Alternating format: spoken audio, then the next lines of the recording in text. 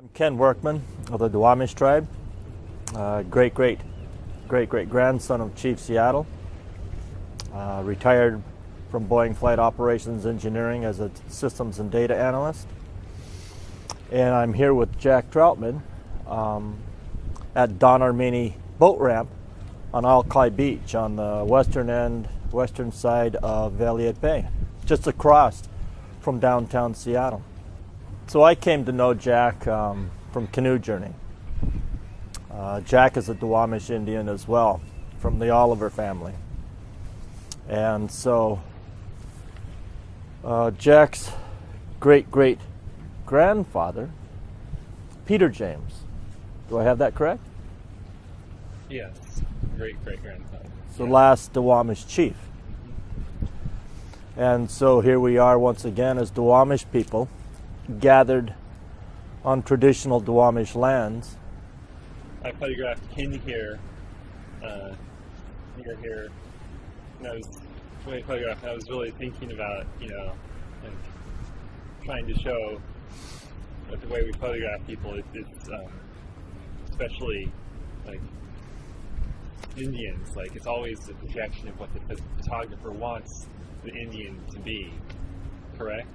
Correct. Yeah, like Curtis did that too. Mm-hmm. Where he'd always pose them exactly how he wanted them, and it was always how he wanted the Indian to look in his mind, the white guy's mind, right? Oh, you got all dressed up real fancy, that's for sure. Got it. Mm-hmm. It's like going to church on Sunday. You wear your best clothes. Yeah. Yeah. So that's what he did, yeah. Edward Curtis. Yeah. But then, if they wore something that looked too Western, sometimes you put a blanket on them to try and, cover that up, because that's not what he wanted. And that's not who we are today. Yeah.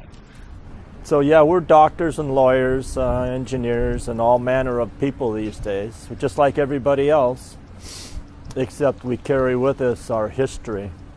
And in this area, when you're looking around Seattle on these 7 hills, our history goes back to the Ice Age. So our bones as Duwamish people are buried right here. Right on these hills to the south of us, right on these hills to the east of us. And our bones run deep. Yeah. Hopefully, maybe one day our bones will be here. Oh yeah? Yeah. Well, they will, by virtue of you and I standing here and talking. Yeah. This is helping.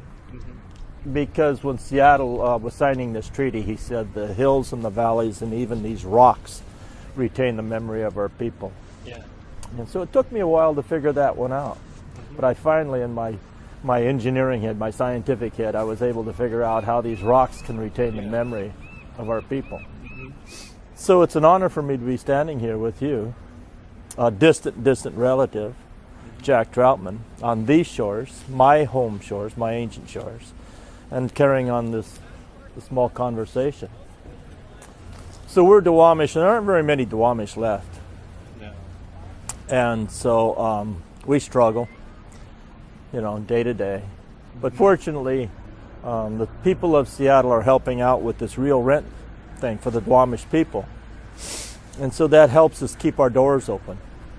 Even though we're not federally recognized, the doors for our longhouse are open. We employ people, and this is good. Yeah. So we're fulfilling our mission. A long time ago, we invited people onto these shores, and they struggled.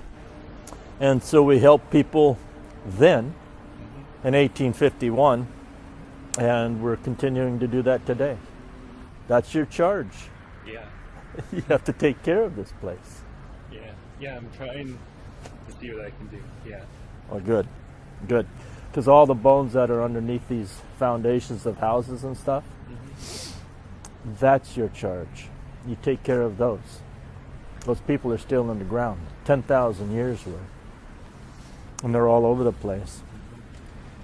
And so when people ask me, what are you doing? What's your charge? I say, taking care of the bones, maintaining the memories. And so with your photography, you're doing that as well. So this is a good thing.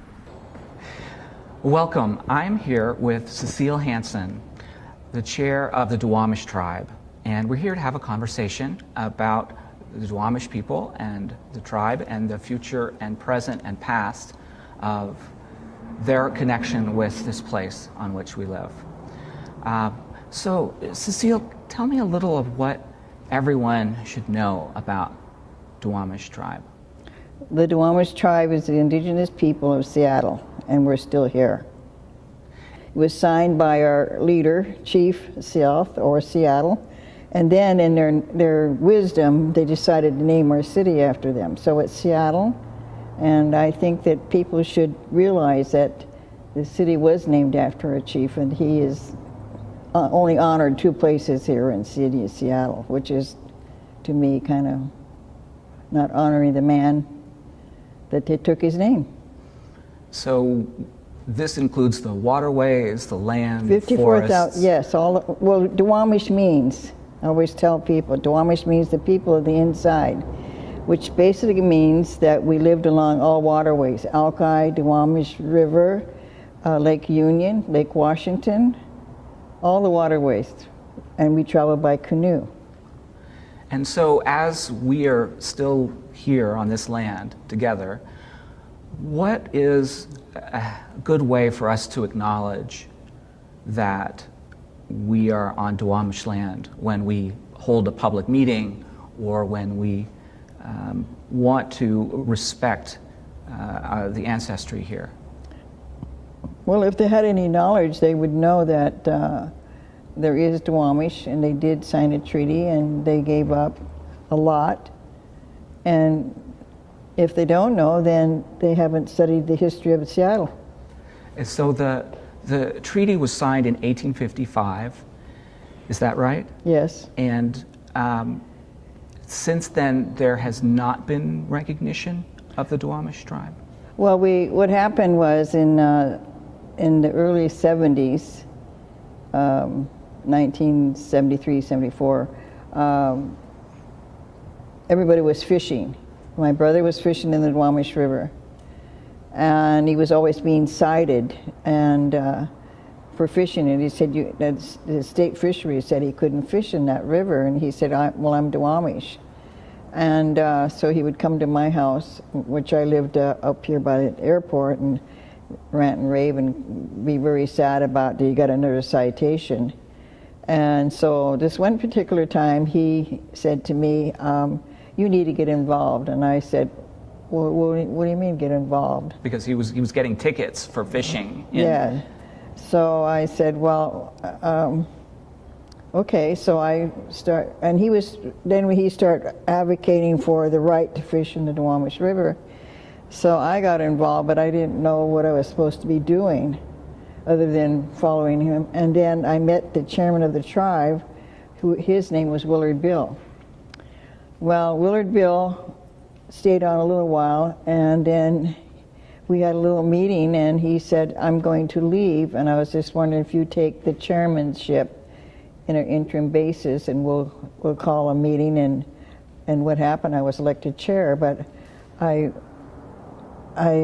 said, well, that's amazing. I don't know anything about being a chair. So I said, well, if I listen to a lot of people, and my brother ordered me to join Small Tribes of Western Washington, which is an organization of all the Puget Sound tribes, it was created by a gentleman up north, I can't think of his name right now, where it brought all the small tribes together to advocate on whether their needs, their struggles, their battles, and it still exists today. It was started in the early 60s, so we joined Stowe, and what we were fighting for at that time was fishing rights.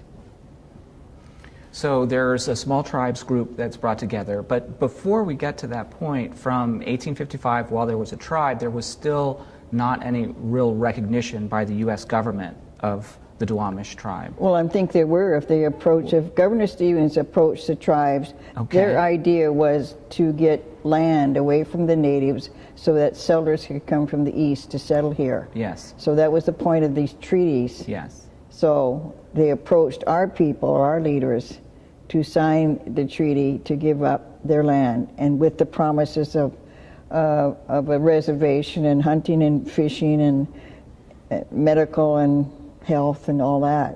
which our tribe did not get. And then there have been a few instances of following up after you became chair to see about that recognition. Tell us a little about that. Well, what happened was, fighting for the fishing rights, we lost the right under the Judge Bolt case. So by that time, our wonderful government decided to create a number of objectives to prove who you are. In my opinion, after all that, I decided that, I really realized that that was a sort of a objective to get people involved in this project to prove who you are. So naively, we joined that process to prove who we are. That started out in about 1977, and we began talking to our people, hiring historians, hiring law firms or legal people to help us. Now that went on for years, and then we put our petition into the federal government, but we received 2 negatives. I don't understand why we did that, because we were talking about our history. Yeah, and I'm sorry though, you said that you had to prove who you are. How do you prove who you are? Do other people have to prove who they are? Well, that's the question I say today, because naively, I don't think we should have went through that process at that time. But if you're as naive as I was at that time, when we only wanted our fishing rights back, I don't think we should have even entered that process. Why does any Native American in the United States have to prove who they are? They're indigenous, they're first. But we did it. But we went through the process, we lost our fishing rights, went through all the waiting for them to review our petition, and then in 2001 I got a phone call on the last day of the administration of Clinton saying we recognized. Okay, what happened on Monday, they put a hold on it, and then that following year they took our acknowledgement away. So you, to this day, do not have formal recognition from the U.S. government? Yeah, we protest, but then I got a phone call from one of the, somebody from the Bureau saying, you're extinct. What is that? The ongoing policy of people being involved in the Bureau of Indian Affairs and the Bar of Acknowledgement, it's really bad for all Native people when they have to prove who they are. Yes. So how do you, in your own way, know and understand who you are as a tribe, as a group of people? Do you come together? Do you share things in common? What is it that you see as holding the tribe together now? I'm not sure today. I just know that if they say they're Duwamish, I mean, they claim. I think it's kind of sad. The only thing that we can help them, if their tribal member is food vouchering. We don't have a lot of money that we can pay them money if they was a member. That's the sad part, because we can't afford to give them stipends or money. Just food vouchering, though, we give them. But it's really sad, because I think that they thought when we got acknowledged in 2001 that we were going to be able to, enjoy the acknowledgement, which means that we would get money to help us get a reservation and get health and education. And all of these facts are considered historically accurate, that the treaty was signed, that the land was promised and a reservation was promised, it was not fulfilled, that there was a recognition that was temporarily granted in 2001, but that was rescinded or not moved forward, and that things have stayed in a pending state, and effectively the land has simply not been recognized, and nor has the tribe. Well, the land is recognized by other people, but we never ceded anything from that treaty, other than our leaders filed against the decision, and this was probably in I would say 40s, 50s, 60s, but anyway, they were reviewing this decision, this claim, and then astonishingly happened in 1971, or before that process. If you could prove that you were part Duwamish, you were able to receive some money. But we did, 1971. Anybody that could say that they were part Duwamish or Duwamish received $64 for that, for being Duwamish or being a part of the tribe, or for taking the land. And so you have continued tirelessly to champion this cause for many years. What if you could whisper into the ear of our city mayor and our council people? What would you say to the people who are on this land, who are either not recognizing you or unaware of your place here? What would you hope to plant in their minds? Well, I'm delighted to hear that we might be meeting with our mayor today. I have tried through the years to meet with the mayor. The only reason I would meet with the mayor 5 minutes of their time, would you pass a resolution saying the Duwamish Tribe are the people of Seattle? Very simple. Pass a resolution, and that helps to plant a seed back in D.C. that the people, the leaders here in Seattle say, yeah, Duwamish is a tribe. But I haven't been able to have that. They have never wanted to meet with our tribe. So I'm hoping if we have a meeting with this that's supposed to be coming up tentatively, that I would ask for money to help to maintain our longhouse. Yeah. And so tell me about the Longhouse. How did the Longhouse come into being? Well, I moved around. I had decided when I was the chair that we've never had any headquarters, so I was very blessed to get $7,000 in the early, I think it was the early 70s, or it was maybe late 70s, and so I went around trying to rent an office. We never had an office. Our leaders always met in their homes through the years, from treaty times up to when I decided that we needed an office. But I got this this statement from people, why do you want an office? I told them who I was. I said, because we need a headquarters. And what are you going to do? I said, we're going to open an office. I got a lot of, it's really sad that I got that kind of opinion, but I continued to pursue trying to find an office for our people, and met this gentleman who was a realtor in Burien, and he rented me an office for $100. And not only that, he advocated, we didn't have no office furniture or anything, but he advocated and helped us set up our phone system. So then we finally got an office and got a phone and start buying furniture, buying office furniture and a desk, and hired a part-time receptionist. Yeah. And that grew into the Longhouse. No, we got too much stuff. No. What happened was that we rented from him, Mr. Hall, for at least 10 years. Then we got too many people coming and going, so we went across the street and we rented another office.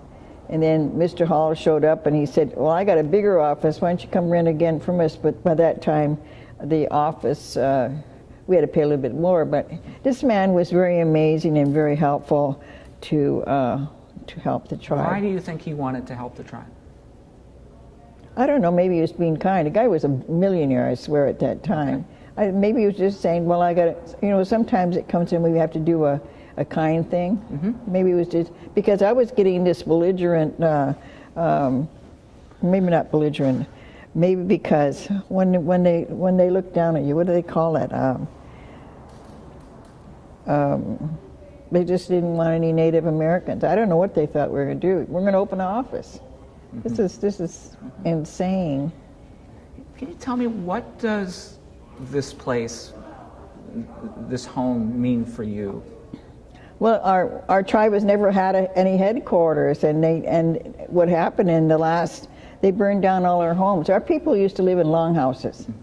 This longhouse that we're sitting in now probably held about maybe 6, 7 families, and they were out hunting and fishing and gathering and visiting their people. And they burned our last longhouse down in 1875 or something like that. We had over 50-some longhouses along the riverways, and they burned them down because they were trying to get rid of us. So when we decided that we keep moving around the idea that we're going to build our longhouse, that started in the mid-'80s, 1980s. And in fact, if we were going to even build one over here in Fort Dent, and we got as far as up, the architect and funding, I think, was coming to pass, and we got as far, and they said we had to talk to the city, their lawyers with the city. They said, no, we're not going to do that. I don't want to get any litigation trying to figure out if we are allowed to build a longhouse over in Fort Dent. So, but then what happened after that, a friend of mine, his name was George Wade, approached me and said, can I help you buy some land? I wasn't very supportive of him because I just didn't think nothing was going to happen.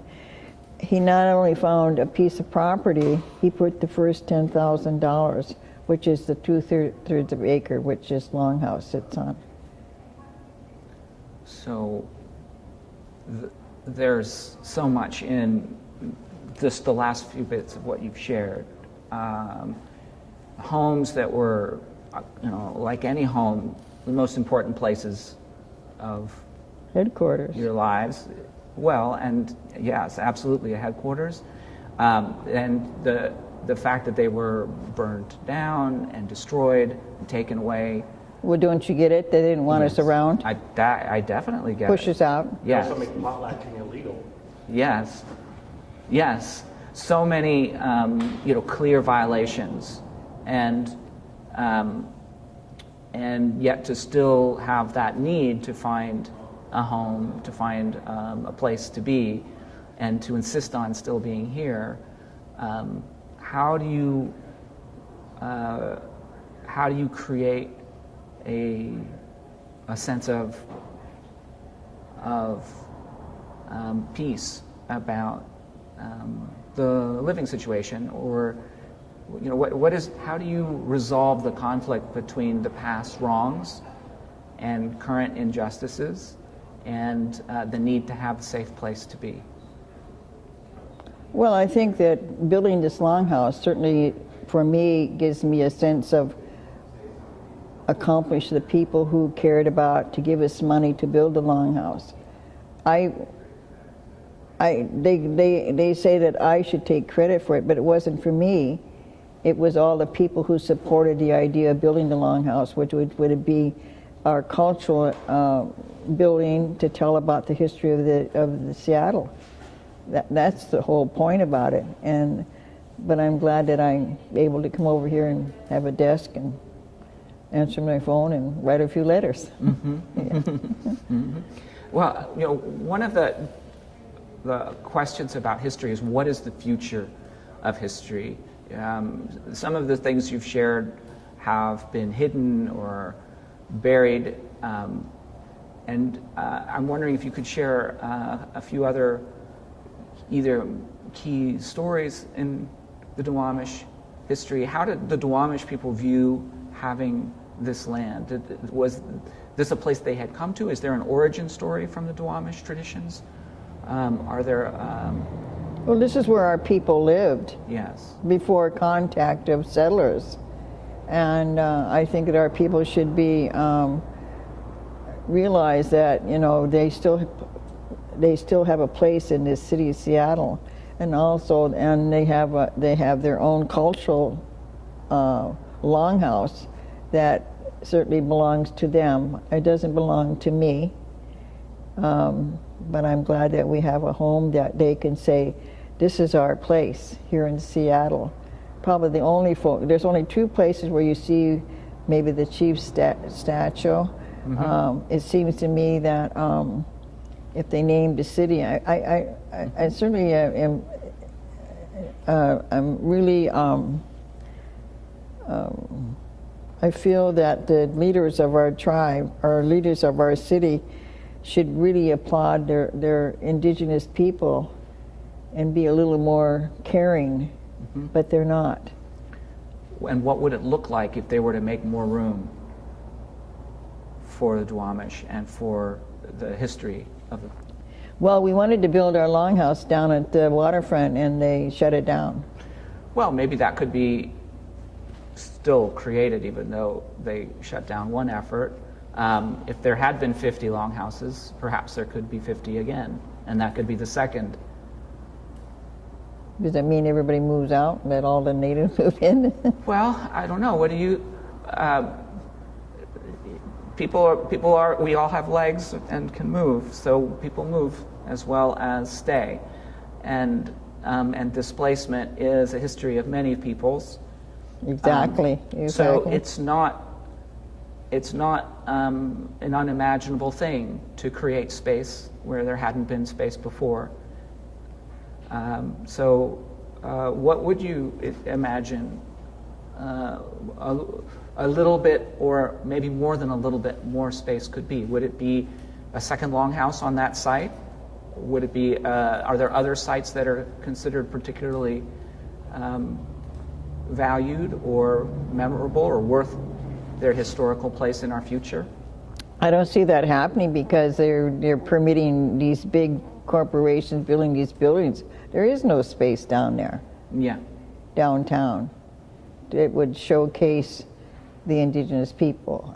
I don't think. I mean, I don't know. I'm just happy that we have our space here, and I think to try to find a place before, and we're allowed to have a longhouse next to the Duwamish River. We wanted to do one across the river, across the street, but the Port of Seattle said no, because they said they had to ask another tribe if we could build a longhouse over there, and they said no. I'm curious, how do you find Duwamish people relating to non-natives who are here? Well, I'm sure. Well, no, because we've been assimilated. Yes. I think we're very educated. We're knowledgeable. You have to interact with everybody else because we're not sitting on a reservation, which is so confined. I mean, we have people that, like I said, absolutely are assimilated and educated and know about everything. I believe. Yeah. Well, and does that make it difficult to preserve the cohesion of the tribe, or is that goes hand in hand? No, I think it's if you think that you are. I mean, my ancestry. I'm part Norwegian and French and Italian, but it doesn't mean that I'm going to go and live in some other country. I know that I'm Native American. I know that I'm from the state of Washington. I'm very happy to be here in Seattle, to live here, and to know that I am part Duwamish. And you said your father brought you here from Grace Harbor area. Yeah. What was it like? What are your first memories of moving to this area? What was it like where you lived? And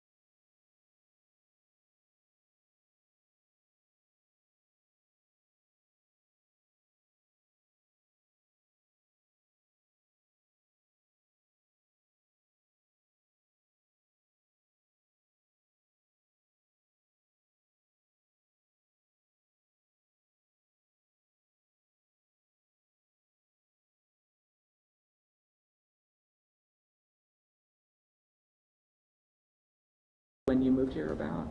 Do you remember? Were you teeny tiny, or were you a teenager? No, I was a teenager. Uh-huh. So my mom is French, so I have ancestry from other places too. No, I'm very happy. I Yeah. mean, I would say I'm French, Italian, Yeah. German, Yeah. Norwegian, Yes. Norwegian, French, Italian, Yes. and Native American, Mm-hmm. Scotch. Yeah. Is there anything? How are you feeling about the way the interview's going? Are you comfortable with it? Or Are you comfortable with it? I'm totally fine with that. Okay. Yeah. Yeah. And I don't know, another 10 minutes or 15 minutes, something like that. Are you? Yeah, that's fine. Batteries are batteries. What do you say? He's looking for a battery, I think. That should tell him something. Yeah. Yeah. No, but you wanted to know about. Yeah. I'd love to hear, other stories that pop into your mind often about the Seattle an earlier Seattle that people who weren't there may not know about or may be curious about. Well, what I want to know Yeah. about Okay. your topic of even doing this. Yes. Why me? Well, why you? Yeah. I was curious to get an idea. So I'll just share with you that the question of what does it mean to be at home in Seattle is a question that I'm curious about. And as I've learned, people in Seattle, more than half of the residents of Seattle today, came from other cities or other countries, other places in the world, than people who are native here. And yet, native presence remains a vital part of not only our history, but of our future, because this place will always be this place in a way that we as people may move. So I wanted to hear from you, what makes this place for you? What is your experience having known it and knowing it, and how can we honor that? Well, that, like I said before, is that because our chief was our leader, and they named a city after him. They didn't know how to speak in the Lashutsi, but I'm glad that it's, because Seattle is known all over the world, and but I'm not sure they don't know too much about the indigenous people. And the more that I think that we but just share about the history, and that we'll continue to learn that the people are still here. I mean, even though the federal government said that we weren't recognized, that doesn't, I say, it's my opinion, our people are still here as they are. This is not we're not the only isolated tribe that suffered this injustice, because it started happening in the East Coast, when they pushed all the native people away, and or someplace so that they could settle over there. But it's if they said that there's over 500 tribes that were here before, and they're still here, they still exist, it's amazing. They didn't go to any other country, they didn't leave the country. Even though we live all over the place. In fact, I was really interested that we have one tribal member. He's back in, I would say, North Dakota or South Dakota, and he's an attorney, but he's a tribal member. And but he still says, "I am Duwamish," which is amazing. To have a tribe that is in one place and many places, and to overcome this myth that there has been some extinction. I know. But the thing that I always say too is I don't understand why any Native American in the United States has to prove who they are. They are. I mean, I never picked my parents, but I'm very proud of my ancestry of being different ethnic groups. So. And is there a traditional Duwamish way of meeting or recognizing people from other groups? No, just welcome them. I mean, I've heard, or I've been told, that I can't believe that different ethnic people, Indian tribes that have settled here in Seattle. It's amazing. if they say, because there's more Native Americans here in Seattle. Well, they're probably all over, but there's a lot of Native people live here in Seattle.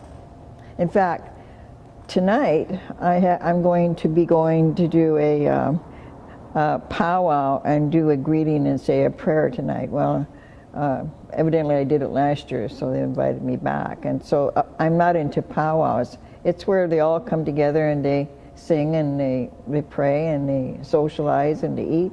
It's a social thing for Native Americans. Well, they're having a powwow tonight. Mm-hmm. And when you think of your children and your grandchildren, you have grandchildren now? I have 5 daughters. Yes. 17 grandchildren, and I don't know how many greats. Okay. And you think of their grandchildren. What do you think of the legacy of their Duwamish ancestry and their future? Well, I'd just be proud if their parents and their grandparents would share, I mean, both sides would share with it. Be proud of who you are. I mean, they didn't ask to be born. I certainly was not requested. And, but I, after growing up and learning who I am, or who I was and where I came from, I'm very proud of who I am. I mean, I'm proud I had the parents I had who instilled a lot of right and wrong. My mother said right's right and wrong's wrong, so, which I try to convey to my daughters, yeah. Now, and you said earlier that you came here as a teenager? Yes. From Grace Harbor. What was it like to first come here and get to know this part of Seattle? Well, come to find out, when we moved to South End, which is now Burien, there was we had a cousin, and my aunt and uncle lived not too far over here, so there was not too many Indian families here. So, so all we did is just go to school and walk. There was no buses. And today, you have to bus your kids to school. I mean, you drive them to school, but I had to walk to school, so that was probably the only complaint I had. But you didn't complain to your parents because there was only one car, and my dad used it to go to work. Mm-hmm. And then you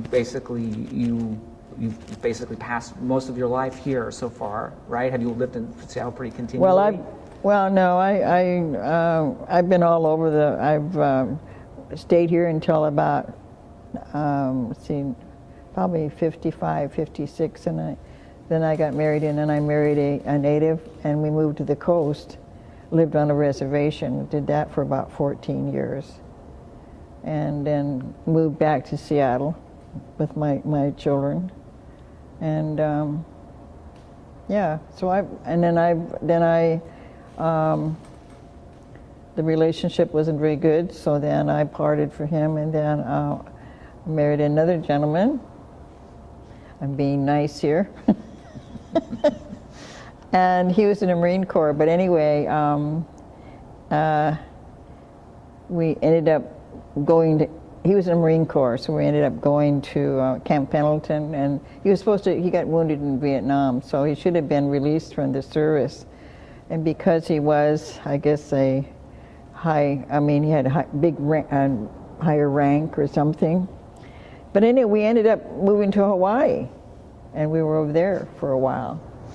And then, so in California, Hawaii, and then we came back to over here in Seattle, so. What made you come back? I got pregnant. Okay. And when you get pregnant, I think you get crazy or something. Is this a good place to be crazy? Well, no, I just said, I'm just going to go home. He said, well, you can't do that. And I said, yes, I can. So I think I was wise enough to go talk to the shop. And I said, my husband doesn't want to let me go home, and so I want to go home. And we didn't have a place here, but I thought, the second thought was, if I go home, then they'll release him from the service, which they did that year. And so what kind of a place is Seattle to raise your kids? I thought it was pretty good. I think I did very well with my girls. My husband came back and we rented for a while, and he said, no, we're going to buy a place. And I was astonished that we ended up buying a home in Burien, or up the South End, and raising our kids for over 20 years. Yeah, so it was good. And are some of them raising their kids in the area also? Yes, we're pretty close. Yeah, all over the place. So you are still here in every sense of the word, right? Yeah, they're here. Grandchildren are here, and their grandchildren will likely be here too. Well, in fact, I was just making a phone call this morning. I got a daughter that's got a daughter in Walla Walla, and she's been gone a week, and I said, "What, did you move over there? Are you coming back or whatever?" Because I was just curious. She's my oldest daughter, and I'm just teasing her because she's got family over there. She's got her daughter and grandchildren over there, so she's visiting over there. But I kind of miss chatting with her. Thinking of the range of things we've discussed, I'm struck by the fact that there's still a little bit of an undercurrent of a challenge in still seeking recognition for what you know is right, and also living in freedom and without fear of the way things are. I'm curious how you feel about the need for courage in that struggle to receive the recognition as a tribe, and what is that like for you to continue to have that? I don't think it's so much the courage. It's the taking away of the acknowledgement of this tribe, and be able to the tenacity to hang in there, because what happened was that we sued, or we filed, and a judge said, you need to explain to this tribe why you gave them acknowledgement, why you took it away. So what's happening now, since 2001, here it is 2018, and we're waiting for them to hear back from DC. Why did you give the acknowledgement to this tribe and then take it away? And also on my father's side, he's part Chinook, Colots, from the coast, and he was a member of the College tribe, but then they're recognized, and they did the same thing to Chinook Nation, gave them acknowledgement the same year and took it away. And so they are waiting for their decision to be restored to them. And the reason I hang in there is because the tenacity of I've got to find out if they're going to say yes or no about giving the acknowledgement back, restoring that status. And when that happens, then and everybody wants me to quit anyway, then I'll call a meeting and they can hire another chair. I can finish my book and get rich. I don't know if that's going to happen, but the experience of hanging in here and it gets well, the tenacity to hang in there, but I'm just I don't want to give up until I find out what they're going to do. And then, like I said, a lot of people want me to quit, and that's fine, but they don't realize being a chairman and the role that I played to hang in there. I mean, I wish that when somebody would step up, although I've been challenged many times, and they can't seem to win on that thing, and which is unfortunate. But if they realize that, don't look at me, look at what has happened to this tribe. That's what they should look at. Yes. Not me. Thank you. Thank you very much. I am very proud to have spent this time with you, and it's with great gratitude that I really do hope that that this decision will be made in favor of the tribes. It's clear that you are the people by all account. Well, I get very, very, well, I don't even call the attorney anymore because he just keeps saying it's pending. I don't want to hear that. it seems to me that if he is our attorney or this law firm, it's a big law firm here in town, that they should be a little more, I know they have other clients, and certainly more that well, they probably get more clients, and I know they do. But it's very hard. If you're not acknowledged, I mean, you cannot have the money to provide to your tribal members. And I know a lot of our people are kind of poor, but there's a lot of them that are doing quite well. And I always think about, at least we're not homeless, you know, but it seems to me that we could be a little more, have more money to help our people. Yeah. I mean, acknowledgement and recognition is at the very heart and at the very beginning of relating to any people and of having even the smallest amount of care. So to seek recognition and acknowledgement is the very least that can be given to anyone, and especially someone with as clear a place. Well, I say to anybody, why does anybody have to prove who they are? You know, why do tribes have to go through this experience being somehow forced, or because I'm certainly, Governor Stevens did not speak any Lushootseed, and I'm certainly, our chiefs, our sub-chiefs didn't speak any language, but they had interpreters, I think, and to persuade them to give up their land and to be treated after 163 years this way. It's, as I always say, it's very ignorant, or SOS. And I already told you. Yes, SOS. There's no other culture or peoples that are required to use their bloodline for proof of who they are. That's ridiculous. I know. Well, you know, and then, you know, my brother was doing research when he was fighting for the fishing rights. He was over in Puget, over in Sandpoint at the, I think there's a place where you can go and do research, and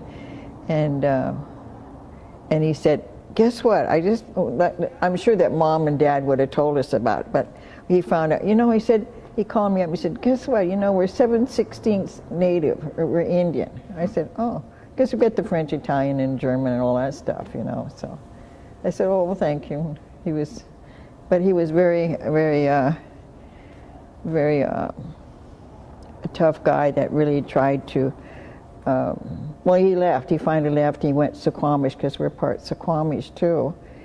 We are who we are, and so he could go fishing and provide for his family.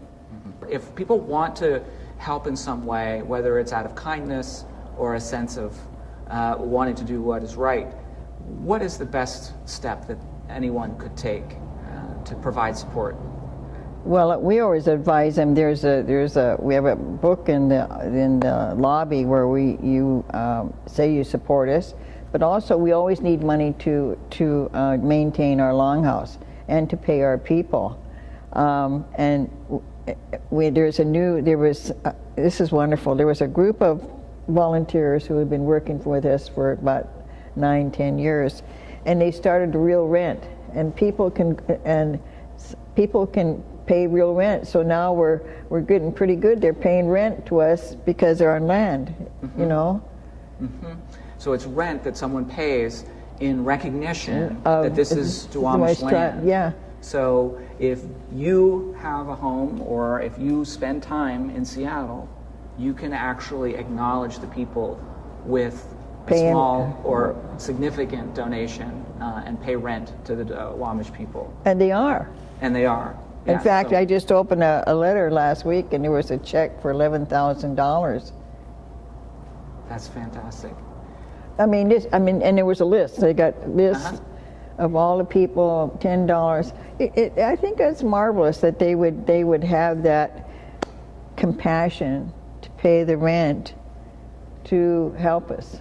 Yes. You know, that's acknowledgement there. Yes, it is. Yeah. Well, may the acknowledgement continue to grow. Thank you so much. Cecile, Hansen, we wish you absolutely all the best, and we'll do everything to support. What is the Duwamish Valley Youth Corps to me? The Duwamish Valley Youth Corps to me is more than just a program. The Duwamish Valley Youth Corps is a place where I gained important knowledge about my community, in which I realized the dangers my community had. With the Duwamish Valley Youth Corps, I was able to become part of the change for my community. I, along with 30 and more youth members, we've cleaned the South Park streets, built or designed green walls, cleaned the skate park, painted walls and created murals, helped produce videos, build and distribute filtered fans, planted trees, and so many other things that benefit not only the community, but us as persons.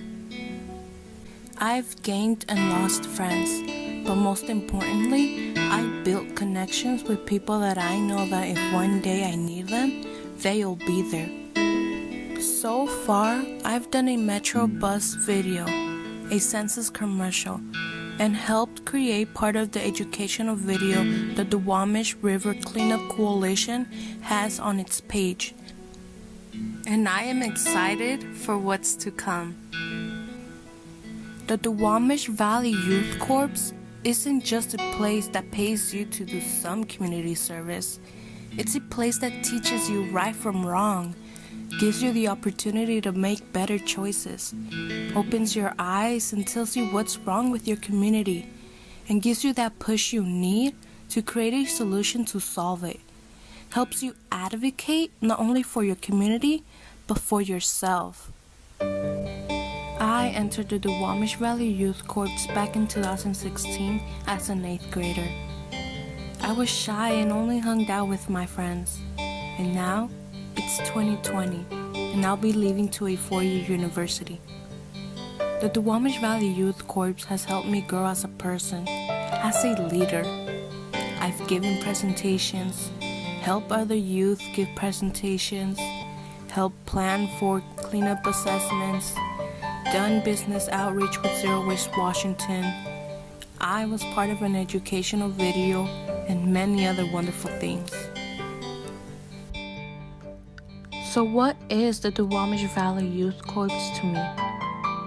It's a program in which there are teachers, family, friends, advocates, somewhere where I go to many adventures, and where I help the community and myself, and where I learn and do. Somewhere I have built professional connections, and where I've had little experience with different career types. A place I'm really grateful for, not only for the place and opportunities it has given me, but for the people. Carmen, Marisol, Paulina, Mario, Martha, Miguel, Ms. Tolson, and every single person who has helped me and all the new, old, and returning youth members, whether it was teaching us cooking or providing us with food, teaching us how to record videos, teaching us how to plant trees, and giving us all these experiences regular school won't give us. Thank you all for helping us all be leaders one day.